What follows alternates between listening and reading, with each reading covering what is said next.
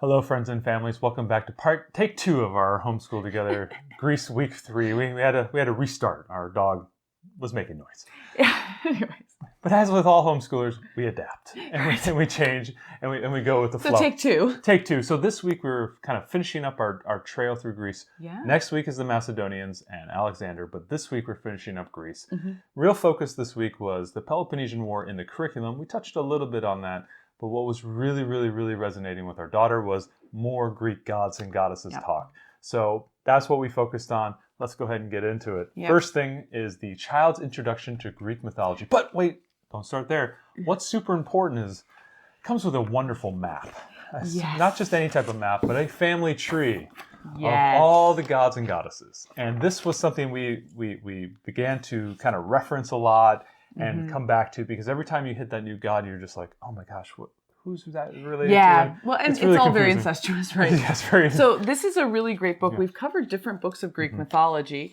This one has really nice illustrations. It's a great kind of look-up guide if your kids are also reading Percy Jackson and you run across a random god, or you're reading Circe if you took our recommendation and you've been reading that, which was excellent. There's tons of references to different gods and heroes and things. You'll find a lot in here. A lot of the mythological stories are in here as well. So you get kind of like everything all in one, where you get a little bit of referencing of who the gods and goddesses were and their relationships, and then also these famous stories that we're reading about throughout the curriculum. So we were saying previously that the McElderry's book of Greek mythology was our favorite one. Does this now kind of supplant it for you? I think you can pick or choose between those two, but I really liked this one. Yeah. It was really the playful. The family tree, it puts it over the edge for me. It does, and the stickers are always a winner with kids. Yeah, there's some stickers that come with it to go on the family tree. So this was a really good one. This was a really good one. This is a good company, and so there's lots of great stuff in here. Absolutely. So definitely check this one out if you get a chance. We're going to go into what's hot on Disney Plus, Ariel. The Lightning Thief. Right. So we talked about this as an extra book that our daughter's reading. We're showing you The Lightning Thief, but she is actually through book 5 of the audiobook. She just burned through the audiobooks from the library. We could not keep up with it. She was banging down the door for the next one. Yeah, I couldn't actually finish reading this in time to her. She just wanted to read so fast and we were so busy that I was able to get it from the library, thankfully.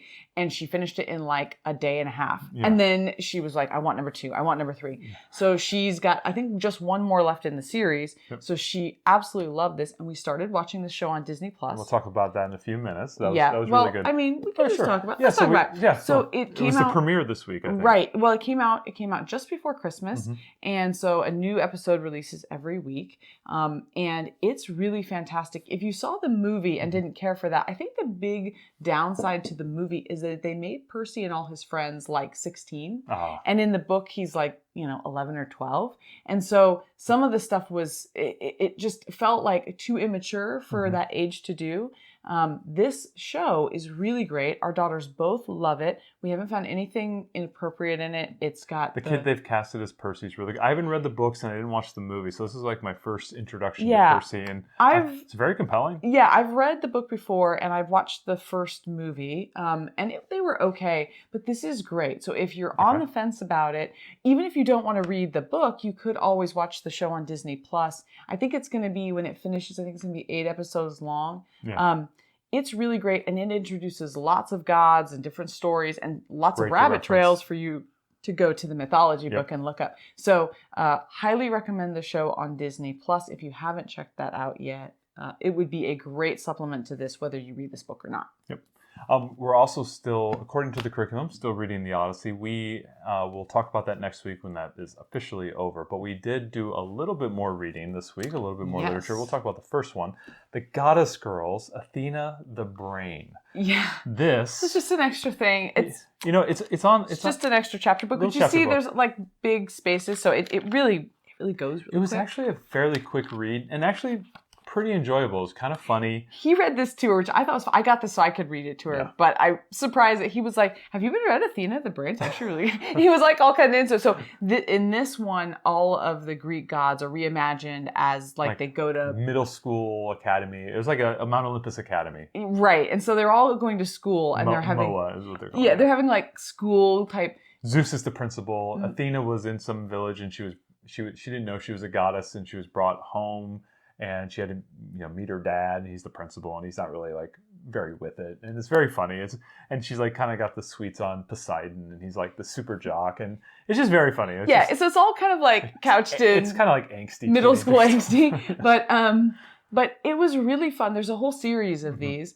Our daughter just like ate it up with a spoon. She thought it was really fun and funny, especially since we've learned so much about these different Greek gods, and then to see them in this kind of humorous take was really cool. So this is the series is called Goddess Girls, and this is the first book, Athena the Brain. But if you have a non-angsty teenager, young girl like ours, 18. 18, yeah. The Beasts of Olympus. This is basically a book about a young boy, and this is a trilogy of books. It's a hardcover that we have. So basically, it's three. The first book is called what? The Beastkeeper. So it's a young boy who is recruited to become the Beastkeeper on Mount Olympus.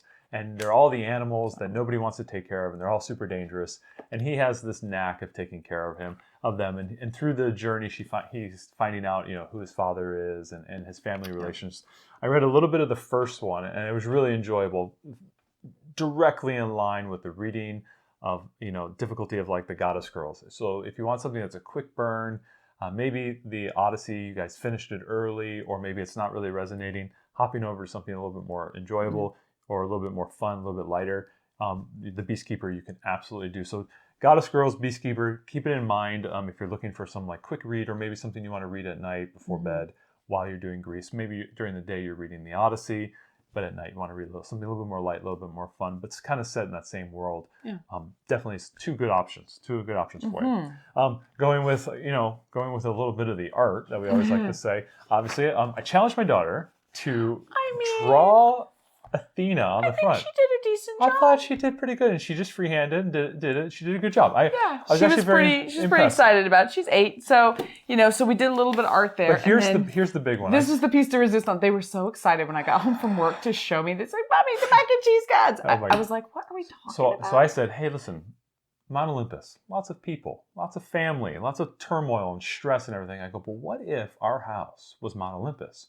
And various things within the house were the gods and goddesses, like your favorite things. So I challenged them, both my girls, to make things that they identified with, and we did a little diorama. Oh my gosh. I'll take you through the tour. First, Zeus is always at the head, but for our house, it's not Zeus, it's Deuce. Deuce. There was no influence there. It was all me. We had the mac and cheese god, the pizza god, the Yodo god. If you've listened to our recent podcast on the Yodo, I'll make sure to link that. The heart god. I think there's the headphone god. There's like a cup of water god, the burrito god, the hot dog god. And now I did help draw. Is this popcorn? That is the popcorn god. Okay. All the things that they love. Obviously, Daddy came in, swooped in with his massive art talent, and drew some of these little characters. But they had a great time putting together, and just kind of putting it in a house, and they all are kind of related. This god flows to this area and this all type of stuff. So they had a really fun time with this. Is this nachos? Don't judge. Sorry. Don't judge. I'm curious. The people don't need to know that we eat tacos and nachos a lot in this house.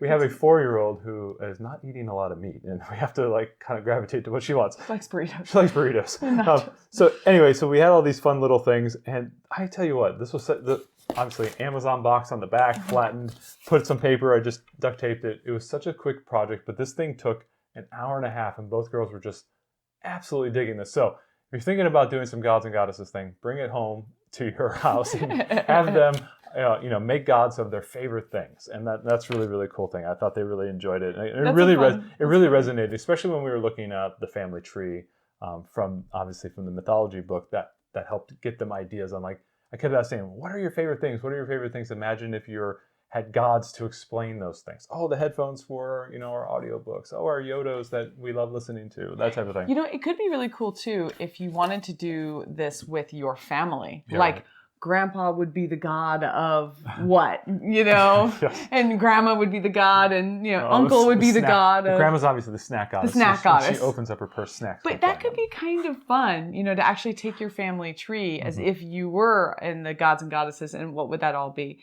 Anyway... Fun things to do, just some kind of cool ideas. So we also watched some videos this week. Absolutely. So one of the books that we read we didn't have because we had to return it to the library was The Librarian Who Measured the World. And the Earth. And what was really cool is it was a really good book, and we really recommend it. Too bad, I'm sorry we don't have it. It's just kind of It's like it was overdue. It's like a picture. It was way overdue. It was a picture book, but it was one of those picture books, and you people at home who read a lot of picture books will understand. It's one of those picture books that has like paragraphs on each page instead of like 1 or 2 lines. Yeah. So it's that level of reading, but you can rip through it in like a 15-minute sitting or 20-minute sitting. But it was about this librarian who essentially figured out how to measure the circumference of the Earth into a very close approximation of exactly how, the circumference of the Earth by using this really cool method of measuring wells in known places and how the distances between them and then the angle of the sun coming through those wells. And he was able to then back calculate the arc of the planet and just go all the way around. It was a really, really cool thing. And we watched a couple of videos on how that was done. So we read about it. I think my daughter was still like, Daddy, I'm not really understanding it. So I got a really cool video, and I'll make sure to give it to Ariel, put it in here, of Carl Sagan back in like the 80s, talking about exactly how it was done. It was a really cool 2.5-minute video, and he's, par excellence communicator of science. Mm-hmm. And so he did a great job showing how that was done, and my daughters really enjoyed that. Additionally, we studied a little bit the Peloponnesian War. I found a good video, I think, on Nologia, I think is what it was called. An about 10-minute video, just kind of through a map talking about the reasoning they went to war, where it was, and all that type of stuff. I think my daughter was more into the gods and goddesses this week and reading a bunch of books and whatnot, but and watching Percy Jackson. Yeah. And so we didn't cover the Peloponnesian War in depth, like with some of the wars and battles that we've done the last few weeks. We went more with the gods and goddesses this week, but we showed her that video. That was really good. So that's kind of what we did this week. Yeah, it was. This is it. This is Greece. This is Greece.